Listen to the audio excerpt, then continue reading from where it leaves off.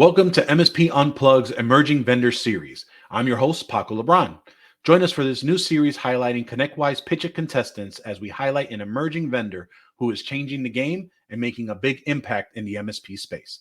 But before we go into that, I want to talk about my favorite thing, and that is our in-person event this coming September, TechCon Unplugged. TechCon Unplugged will be in Woodbridge, New Jersey, September 7th through the 10th at the Delta Hotels Woodbridge.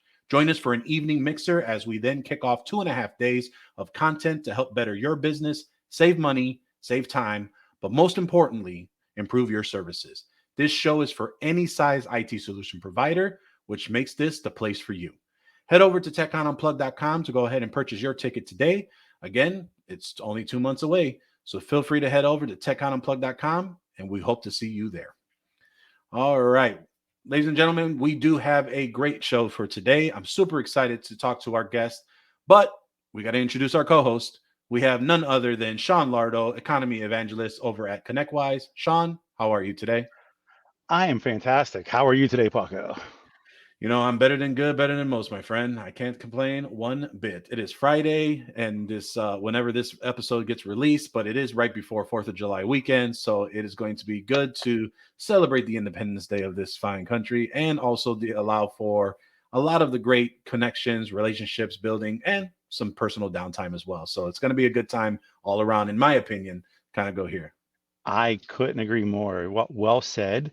Um, Actually, the month of July is maybe my easiest month of the year. I only have one work trip to do, which is ASCII in Columbus, Nice. um, where I'll be going there to represent the PitchIT sponsors that are involved in the ASCII sponsorship package. Okay. They actually ASCII created a phenomenal emerging vendor startup package to sponsor and create a new inventory for them. So I'm very appreciative of that. And this was we had Jerry and I conversations last year about it, and he came through, and it's gotten them a lot of attention. They've had a lot of success. That's So awesome. I get to go there and represent them, talk about it, represent ConnectWise, of course, too. And I get to go on stage and talk about relationships. Nice. And speaking of relationships, we've built quite a bit over the last several years. Also, you just mentioned PitchIT, and I'd love to introduce our next guest, who is a contestant, part of the PitchIT program. We have Tim Golden, founder and CEO of ComplianceRisk.io. Tim, how are you today? Hey, Paco. I'm doing really well for a sunny Friday afternoon heading into the 4th of July weekend. Thank you so much for having me. And hey, Sean, love your background, some flowers, like awesome. You know, I love to garden, right? That's sort of Uh-huh. how I decompress, right? So It's a Paco, virtual background. fake. That's all good though. But you know, I love to garden, so yeah, I can relate a little bit. But Paco, thank you so much for having me on here. We're pretty excited to be part of the pitcher program in the cohort this year. So That's awesome. Well, Tim, you know, I know that some listeners may be familiar with your company, ComplianceRisk.io, but I want to hear a little bit about your origin story and how ComplianceRisk.io kind of came to be. yeah, you know, it's been pretty interesting, right? So we've been an MSP for, I don't know, God, 17 plus years, working heavily in the federal government space, dealing with compliance day in and day out, right? Spending a lot of time understanding NIST, the National Institute of Standard and Technologies, special publication 800 53. Go Google it. I'm not going to get into the gory details, but essentially it's several hundred controls and a risk management framework that we as our MSP had been adhering to. As we started to get into the commercial space and build out part of that community here, like with ConnectWise and others, we realized that MSPs really struggle with this complex world of compliance. So we built a peer group, a way specifically for MSPs to come in and have those hard conversations around compliance so that they could build their institutional knowledge internally as compliance regulations come out. I mean, let's face it, they're here. FTC on June 9th, it's in our face today, right? A year ago, we were talking about compliance is coming, and now it's here. So the peer group is a really good way for the MSPs to bring into their techs and their staff to build their institutional knowledge. As we built out the peer group, we recognized that a lot of them really struggled with understanding governance, understanding good policies, procedures, and actually governing those things. And we've identified a couple of areas in the tools that exist. We use all the tools, trust me, the big name ones, the little name ones. We've played with all of these GRC tools in the space. And that little niche on policy and procedures was something that we found that they just weren't dealing with around governing them, around attestation, around signatures, around adoption. All of these things we identified like, hey, nobody's doing this. And I had an internal tool that we had been using. So in conversations with our friends here like Sean and others in the industry, they were encouraged us to take the tool that I built in-house and bring it to the market for MSPs. So we're proud to say we are one of the first and only governance as a service platforms specifically designed for MSPs to help keep their clients' risk in check. Very cool. A question or a statement real quick. Okay, you said compliance was coming in here and now it's here. I feel like compliance has always been here. I just think that in this industry, it was relatively unchecked for a long time because there was no real definition or label to things, right? It was the Wild West for a long time. Yeah. And I think that watching the breaches that took place to big companies over the last umpteen years, I think that not knowing where to put the liability or responsibility on became one of the things too. Do you think that that's some of the reasons why this has become such a now is that you think it's the reason why this is legitimate, I guess is what I'm saying. Yeah, so let's talk about that real quick. And thank you for bringing that up. As an MSP, we spend a lot of time on right of boom, right? We are always chasing the next threat, on the defense, thwarting off all of that stuff. That has been sort of the mantra for decades in the MSP space, right? Our MSP was left of boom. We started with, do we have a people, do we have a process, do we have a policy in place so that when boom happens on the right side, we know how to react. And I believe what I'm seeing in the space is MSPs are starting to shift left of boom to become proactive. Like we used to say in the Boy Scouts, be prepared, right? And I think that's why it's becoming more prevalent, not just to mention like FTC safeguards that just come out, but all these CMMC things, all these things that are just being spewed at them day after day after day. It is more prevalent now. But we'd like to see those MSPs become more proactive. And Polygon, our SaaS app, can help do that. And that's what I wanted to dive in as well. And Sean said it best is, and you kind of mentioned it, or you did mention it, I should say, is you mentioned governance. And I think that's a big piece of that where, as you mentioned of left of boom, for those that are trying to be proactive, well, depending on the framework that they may be following, whether that's NIST, CIS, etc., left of boom, and I've heard you actually use this term on a few of your presentations. Everyone is concerned about right of boom because that's obviously when things are happening, right? But I think the proactiveness is really where it dives into the left of boom. And so can you dive into a little bit more on, what when you say governance, I think everyone says, well, I have policies and I have procedures. I think they're missing that piece, like you mentioned, governance. And I don't think they really know what governance means, but really sometimes people are putting these things in place, but they're leaving them unchecked. And I think that's where you're leading in with how this is going into with the people policies and people process and policy.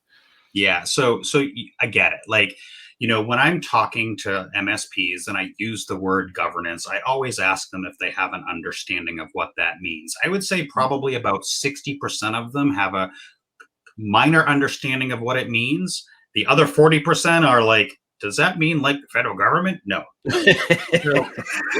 No, sort of. So when I think of governance and when I try to explain and help educate MSPs around it, it's 4 simple parts, right? And this is what we built into part of our secret sauce at Polygon under compliance risk. Number 1, alignment. Taking the documents and aligning them to the business practices in place, right? Not just some template you downloaded off the internet that isn't relevant to the business. Aligning that document to the business practice. Yeah, you probably should align it to a framework too, but start with what's in place and what are you doing? More importantly, what are you not doing, right? Making sure that you're writing the documents appropriately. And the cool thing about what Polygon allows for is it's iterative, right? Change control, versioning, and the policies and procedures are living, breathing things that should be addressed and dealt with on a regular cadence. So we start with alignment, write the thing appropriately. Great. Now that we have a written correctly, we need an executive. We need somebody to authorize this thing, right? We need somebody to sign off and say, this is our password policy. So that alignment phase where we can loop through and bring in the appropriate parties at your MSP's clients to authorize these documents. I mean, what good is a password policy if you don't train your end users? That adoption phase, right? Teaching them what is a good password, questioning them on that particular policy. We've built in natural language learning to build out tests for those policies so they don't just check a box and move on. They actually get tested on it. And lastly, assessment. These things need to be reviewed regularly. I mean, I talked to a customer a couple of days ago and they're like, employee handbook? I haven't looked at that in 14 years. So our 4 A's, alignment, authorization, adoption, and assessment is what Polygon brings to that governance platform, a process to make sure things are properly managed along the way. Awesome. No, I appreciate that explanation because I want to make sure that, as we talk about this, because again, as I was mentioning earlier, there's a lot of MSPs that are still trying to gather in their brain how there's a difference and 2 separate things where everyone has really been diving into security space and managing and monitoring and worrying about security, but not understanding that compliance is a completely different animal. It's a completely different item that needs to be addressed as well.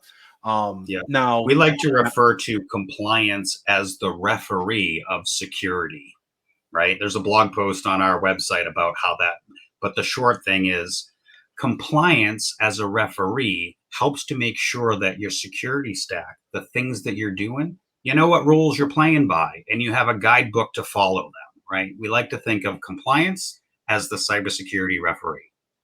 And check it out. Paco's taking notes. How about that? That's important. I just figured out what I figured out what our title of our episode is what I just found out. But it's a note, right? The problem is, and last year at Secure, I hosted a fireside chat and I had Jay Ryerson on and Keith Nelson on, right? And I made them pick a side.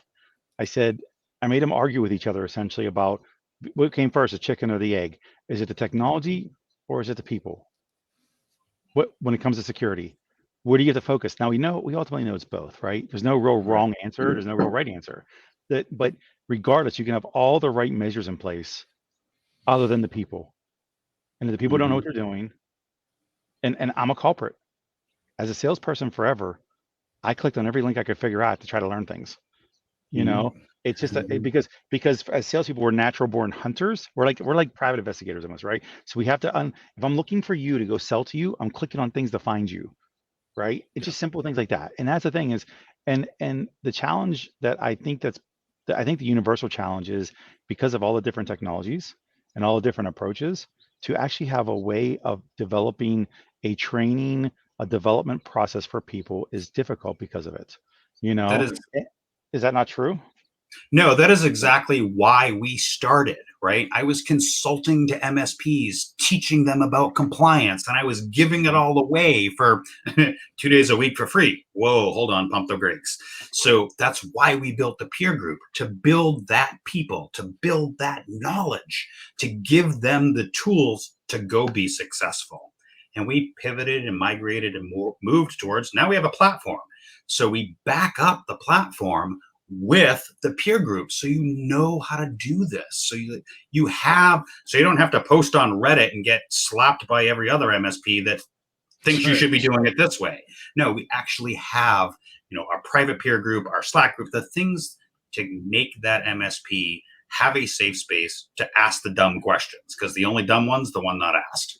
So what's the platform do? Yeah. So I don't know, Paco, do you want to get into that gory details, or do you have any more questions about who we are and what we're doing and how we are, kind of building out this company here, Compliance Risk, before I get into the gory details of the platform? No, absolutely. I think that for two things. One, Sean knows my opinion about Reddit, so we're going to fastly skip over that. But I actually wanted to, before we go into that, you mentioned peer groups, and I actually want to dive into what you are thinking about the PitchIT program, because I think that every cohort has to have peers, right? And you're kind of going through this program. How did you find out about the program, and what made you decide to do it? And then I want to dive into a little bit more on what the product does and how partners are working with you today. So being a two-time entrant, I already knew. No, kidding. So I'm going for punishment, just like Chris Dix, right? Same. Yeah. So yeah, let's back up to last cohort, since I know that was where it kind of started, right? And so as an emerging vendor, trying to understand a whole boatload of things like M&A, sales and marketing, ICP. I mean, before we even got on this call, I was like, Sean, what ICP am I talking to? Because last year we went through, or even in this cohort and future cohorts, we went through an exercise about who is your ideal customer profile? What is your total addressable market? And as Jay McBain said, what is the actual service addressable market, right? So what I'm getting out of PitchIT from last cohort, and even more so now, is the fact that I'm understanding business operations from a different level. At my MSP, these things kind of applied, but not as a vendor, right? And so PitchIT for us here at Compliance Risk. Yeah, I mean, we get to meet amazing people like Paco. We get to deal with Sean in our teams meetings, but PitchIT for us has really been a way for us to understand how to take our products and bring that value to the MSPs, number one. Number two, the cohort and the members of it, right? I've developed really strong and really great relationships with the other contestants within the PitchIT. Yeah, Sean always yells at me, it's a competition, you're supposed to be battling each other. But really, we've developed some really strong bonds and some really strong connections amongst each other. So much so that I'm even APIing and integrating into some of these other cohort contestants. And they're integrating with us because we can see the value that we bring to each other for the MSP. That's awesome. Can we just back up to, I get to meet great, amazing people like you, Paco, and deal with Sean. We love you, Sean, but hey, I don't want to banter and with my cohort contestants. I'll just give you the crap all the way. Yeah, but that's well, it's abundantly obvious. And yes, thanks. Sean, we have that love-hate relationship. I feel like I can do that. And don't let me call your dad Keith in on this. Really? Are we going there? Are we really going there? I was going to see how long in this series were we going to get Keith J. Nelson being mentioned. He's the first one. This is the first no, you mentioned it about your fireside chat. No, I mentioned the fireside chat. I did not mention anything else. I'll get it.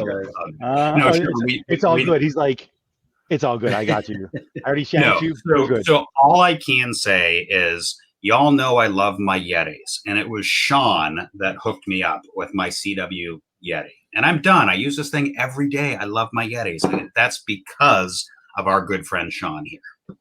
Well, at least I provided some sort of value to this. I'm thankful. You're welcome.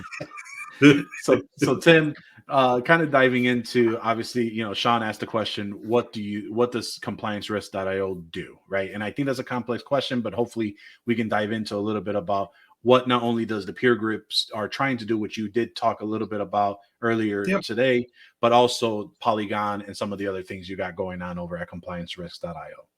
Yeah, so let's segue how the peer group morphed compliance risk into more of just what we are today and where we're going, right? Mm-hmm. So yes, I talked a lot about the peer group. We meet week after week.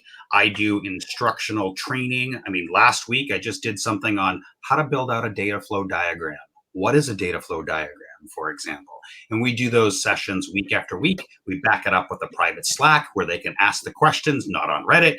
So yeah, I mean, you know what a peer group is, but the value that we bring to the peer group is my 17 years of sledging through it and teaching you. That morphed into, oh my gosh, Tim, we are learning so much.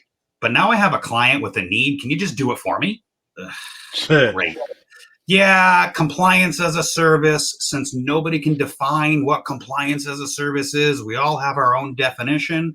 Our definition here at Compliance Risk is we partner with you, the MSP, and your client that has a specific compliance need. Let's pick on CMMC. You're an MSP. They're Johnny's Lug Nut Factory, and they need to adhere to CMMC. We're going to walk alongside you and your client, and we're going to get them ready for their compliance. Compliance as a service. It's a relationship building between us, the MSP, and their client to get them to where they need to be and meeting their compliance needs and teaching you, the MSP, how to do this. We do the first one together. We do the second one slightly apart, and you go do the third one on your own, because now I've taught you this process. As an auditor, I've taught you this process for you to do this yourself. I don't want to do the work anymore. That's why I built this, so that I don't have to. Right. And that then morphed into Polygon because we recognized they just struggled with dealing with documentation. I stole a line from Sean last year, thank you. And that line is, let's face it, SharePoint is where documents go to die, right?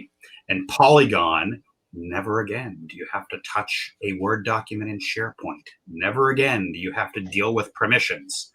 All of this work is done inside the SaaS app for you and your clients. Oh, and by the way, we tie right into ConnectWise Manage, right? So if you want to, I don't know. I did say that line. I still stand by that line, by the way. SharePoint has gotten better, but it's still not effective. And It's not for the average user. Unless you have an engineer that's going to engineer and architect the shit out of it, you're stuck with, it's almost like, it's like if you had like 10 million acres of land and said, put things there and then find them later. And by the way, drink this bottle of bourbon before you do it and try to, like an Easter egg hunt. That's true. Yeah. And so, in it, I mean, SharePoint is good for what it's, I get it. Like, we use SharePoint, but not for the governing piece in a compliance program. Like, we use SharePoint all the time. I love it. It's great for the right tool for the right job. And when it comes to governance, when it comes to risk, when it comes to compliance, SharePoint's not the tool. Polygon is, by the way. Now, you've mentioned obviously how you were helping MSPs, your end users, partners, kind of getting through that process where you gave that case study or that edge example. Now, can you walk me through the process of like the timing of like someone who is interested in, let's say, compliancerisk.io, from being prospect to fully onboarded? How does that journey look like? Is it a matter of? Go ahead. So 3 different processes, because we have 3 different products today, right? Roger that. Peer group. Go to the website, sign up, you're in, automated, poof, you show up. Here we are, week after week, pretty self-serving. Okay. Pretty easy. Go to the website, sign up, all the automations happen, and you're in the weekly peer group. Pretty easy. Compliance as a service, that's a conversation, right? Because we need to tailor that a little bit, whether you're CMMC, HIPAA, whatever. Compliance as a service, let's just talk. You can book right on my website. Polygon, we took this even a step further. It is completely hands-off self-service for you to sign up, onboard, add your clients, and walk through the framework, walk through the process, all on your own. However, we always have our client success team ready at the booking to help you along the way. When you log into the platform, the first thing you see is, why are we doing this work? What are the 4 A's? How do I make this work? Then there's a video on, how do I do this? What buttons do I click? All then backed up with an email cadence to walk you through step by step. And all along the way, our client success team is at the ready. Just book some time and we'll get you there. Now, as far as so, it sounds like that it's really just self-service, where on their own time frame, as fast or as long as they're willing to do to go through that process. Can you tell me a little bit about, as far as that? You mentioned some email cadence in that journey. What have you seen as the average time frame that a partner may either know nothing about any type of compliance and they're learning for the first time, or maybe even someone that's vaguely familiar with compliance? Can you walk us through on how long does that seem for a self-taught self-assessment with the client success team at their disposal? So generally what we see on the solopreneur, the one or two human MSP shop, where they know they need to do this, right? Since we provide a free version of the platform for your MSP to do this work on yourself. And let me make that very clear. You should be doing this work on yourself, period. NFR, come in, sign up, you get it to use yourself. What we find is with the email cadence, there's 6 of them and then a follow-up after that. But day one, a couple days later, you get it. We usually find that they're up and running with a small subset of policies. By the way, we provide 8 policies out of the gate for you as a baseline to start with. Password policy, acceptable use policy, the things that cyber liability insurance is asking for. We provide those. These are our documents. We've curated. I've written them over 17 years of history. We provide them to you as Polygon Plus, as a Polygon Lite user. They're there. You can use them and roll that out very quickly in your MSP. And our newer sort of, I hate to use the word less mature MSPs are up and running and rolling out their password policy literally within the first day. Okay. Now, our more mature MSPs, I hate to say that because it just sounds wrong, but the MSPs that get it, they sign up on Polygon Plus. That is our second product within the Polygon line. Polygon Plus, we have 37 documents, policies, procedures, standard. We have a full library of documents that are managed, reviewed, and dealt with on an ongoing basis for you as an MSP. So you, if you have a CMMC client, here's the 25 documents you need for CMMC, and we're going to guide you through that. You have a HIPAA client, here's the 7 documents you need. Here's your BAA, here's your this, that, like Polygon Plus, which is the upgraded version. So all the features are there. You get more documents and more time and more pieces. So little slight difference. We didn't want to give away the farm with all the documents, so we rolled out Polygon Plus for that. So it's safe to say that you have an approach that a startup can work with you and gradually grow with you, is what you're essentially saying. Absolutely. And that's because they can't leverage everything day one. They can't leverage everything day one. So it is, you are putting training wheels on for people that need it. And then, okay. And it's always backed up by our client success team and the peer group. Right? And the reason for my question. We teach you to fish, to we fish with you, to now we have a tackle box. Let's go fishing together. Nice. And I think for the question on, that journey and how long it takes, because I think for a lot of vendors, if there's a lot of resistance or there's a big barrier to try and onboard a product, or you're in the middle of it, it tends to be dissuading to them, and then they might just jump away, or they become disinterested and they never fully commit. So I was just curious on that journey, which you said, it sounds like, again, like Sean said, whether you are working with them at their beginning stage of understanding compliance to those that need the training wheels off, you kind of have built that journey for them to allow them to jump in where they can, where needed. So that's definitely important as well. You asked an interesting question earlier that I sort of skipped over, and I'd kind of like to come back to it, right? And how, and the question surrounded like, great, we have your platform. How do we pitch it to our clients? Right. Especially how to educate them as well. Right. I'm kind of paraphrasing here. So one of the things that's very important to me and to us as a company is to make sure that we are educating you so that you can educate your clients, so that you can get your risk in check and your clients' risk in check. And we do that by sales enablement. We do that by webinars like this. When you log into the dashboard, here's some enablement pieces. And yeah, you hear a lot from vendors like, oh, we have sales enablement. No. We want to be able to give you a tool that you can use, help you understand that tool, and then use it to sell it to your clients. I'm about to release a governance playbook for MSPs. How to do this work. Go grab that off my website. We work with our friends over at Fifth Wall to build out an incident response policy. That's over on our website. We want to give you the tools to be successful, to sell this stuff to your clients, be profitable, but more importantly, get your risk in check. That's awesome.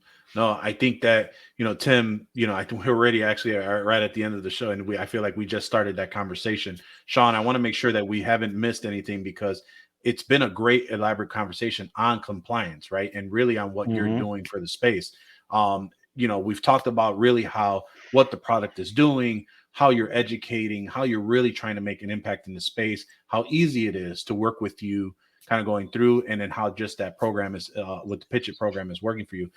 Sean, is there anything that we may have missed? Because I want to make sure we capture all this, because we definitely need, at least for MSP Unplugged, to have Tim come back and really go into more on the compliance conversation. But I want to make sure that those that want the value, for what this episode is for, and two, I want to also circle back with you, Tim, on anything we haven't missed, to make sure that those that do reach out to you have the ability to ask you any additional questions after this conversation. But Sean, anything that we may have missed from today's episode? I think the only thing I think we can all agree on the fact that with the compliance and cybersecurity, as it being a hot topic and being a hotbed for tons of things now, that it took a long time for us to get to a point where nobody was really establishing the ground rules, right? Yeah. Now, what Tim does provides a level of ground rules, but one element, really the question comes down to play is, how does this work in conjunction for cybersecurity insurance, for one? Because that's a because they are really the ones that are dictating the rules now, right? They're the ones that are saying, you need to have this, and whatever this, and this means is everything from people, processes, and technologies. It's all the above now. And they're and again, because let's talk left of boom. Left of boom is getting insurance before something happens, not after the fact, because there's no right of boom. You're already done, So with that, Tim, how do you work in conjunction with cybersecurity insurance? Absolutely. So we all know, we've heard it from all of our friends on the channel, there are 5 key components that cybersecurity companies that insurance companies are looking for. Each of those 5 components that's kind of standardized across the cyber insurance industry. I'm not an underwriter, so don't take that as law. Each of those 5 categories needs a policy and a procedure, and those policies and procedures need to be governed. They need to be signed off, change management, and end users need to be trained. Polygon solves for that in very simple terms, easy to roll out for you and all of your clients. And by the way, the documents that are there in Polygon Lite will help you meet those cyber liability requirements coming down the road regarding policies and procedures. Awesome. No, Perfect. That's a great, because I think, like Sean mentioned, it's amazing on how there's so many outside factors affecting the way MSPs, including ourselves, are doing business, right? And really understanding how it all ties together in that fashion, in that shape. But, Tim, this has been a great conversation. We definitely need to have you back. I think we need to dive more into this conversation, really dive into, for those that are listening, you provided a wealth of information, along with those knowing a little bit more about yourself and the business. For those that do want to reach out to you and are interested in joining the peer group, taking advantage of Polygon, or just picking your brain on compliance, what's the best way for somebody to reach out? Sure. So you can go to compliancerisk.io. Any one of the pages on that website has a way for you to get in contact with us. You can even sign up with Polygon right online, or the peer group right online. And thank you for letting me share that contact info. I will leave you and the MSPs with one nugget, and that is, it's time we all shift left. It's time we all get prepared. Start someplace, start somewhere, do something. I'm here to help you start that journey and getting your risk in check. That's awesome. No, again, Tim, really greatly appreciate you coming out here. Sean, another one in the books. Is there any lasting thoughts that you have or words for this episode here? I think, again, I was stressed, what I was stressed on every episode is the fact that these MSPs need to reach out to these guys to talk to them about it. One thing is, it is a symbiotic relationship of people educating each other, because Tim is one man, just like I'm one man and you're one man. We only know so much. There's things that come up. So, so the fact of the matter is, he needs to hear from you to know what he needs to improve on, if there's anything to work with him, to work with you, etc. Right? We're constantly looking to each other to improve everything we do. So I really hope that people do that, because again, you want to see these vendors succeed that you like, if you do like them. I mean, it's a negotiable thing with Tim, but the fact of the matter is, I don't say the same for you. if you want them to succeed because you want a staying power product or service, this is how you do it. You get with them and tell them what you need. Awesome. Again, really appreciate you coming out here, Tim. Sean, as always, it's a pleasure to have co-host the summer series with you as well. And thank you for all of you who are listening to this episode. Tune in every Wednesday and Thursday to catch more of this series. Watch the video podcast over at youtube.com/MSP Unplugged. Like, subscribe, hit the notification button so that you are aware and notified of whenever a new episode is available. Thank you for watching, and we will see you next time on MSP Unplugged.